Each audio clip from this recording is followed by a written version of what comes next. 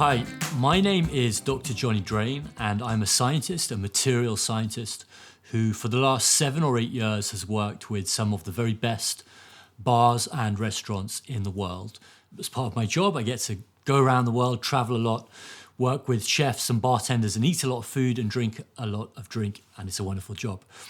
What I do with those chefs, with those bartenders, frequently is I help them understand fermentation. So I educate people in how to ferment things.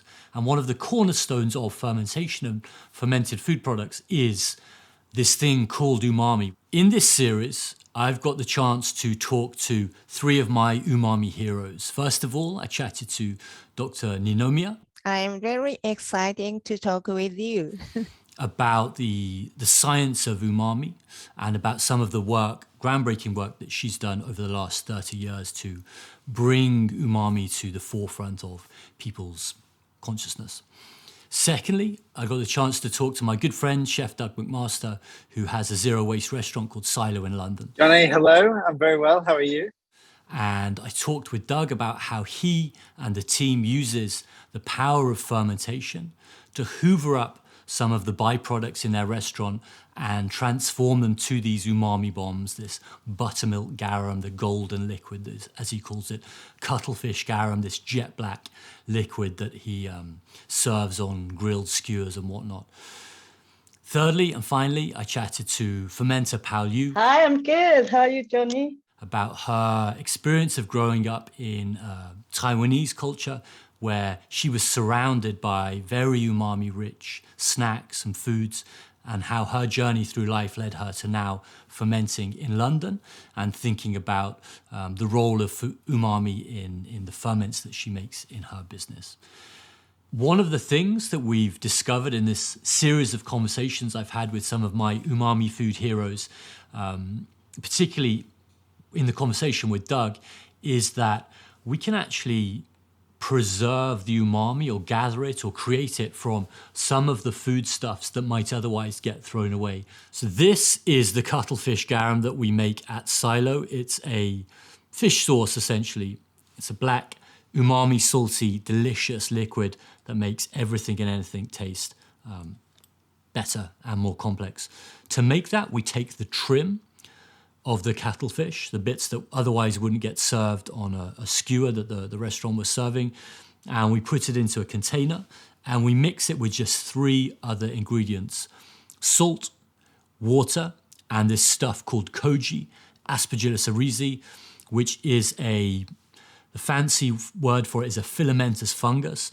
Essentially, it's a microbe that's a workhorse of Japanese fermentation. It's used to make things like soy sauce and miso, so very widespread ingredients. And we combine the koji, the salt, the water, and the cuttlefish, blend it with a giant blender. It's a very messy job. And then we let it sit and ferment and mature for about 3 months. Typically, we do that in the restaurant at 60 degrees centigrade, but people traditionally, of course, used to make things like fish sauces, garums, at room temperature. What happens when we age our garum and we make our cuttlefish garum is that the protein that were in the muscles of the cuttlefish flesh are broken down by enzymes that the koji has produced. So those enzymes, we call them proteases, break down proteins, which are a macromolecule, big molecule. Enzymes, basically like a pair of scissors, cut those proteins into smaller amino acids. Amino acids, the building blocks of life, it's the classic phrase that's used to describe them, include glutamic acid. And of course, hopefully, as you well know by now, glutamic acid is a major source of umami. So we go from having the cuttlefish flesh to having this very glutamate-heavy, umami, delicious liquid. There is a lot of overlap, it's true, with umami foods and fermented foods. A lot of fermented foods are very umami, but they're not the same. It's not the case that umami only comes from fermented foods.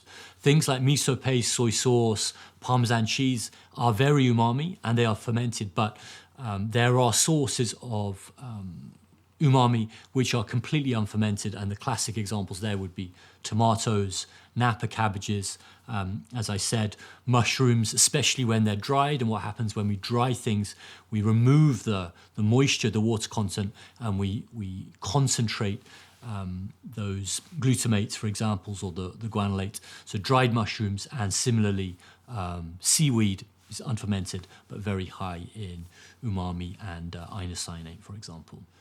For me, on my culinary journey, the more that I've learnt about umami, the better a cook I've become, and the more people compliment me on my cooking, which is a good thing.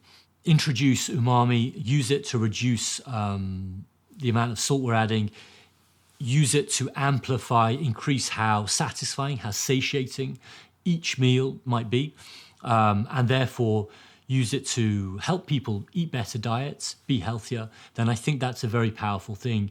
And using some of that work that people like Dr. Kumiko have done is a very powerful way for doing that. So I think whilst it's great that we have cooks and chefs intuiting their way to delicious endpoints, we can empower them even more by teaching a sort of structured scientific perspective of umami, where it comes from, and how we can use it in our cooking.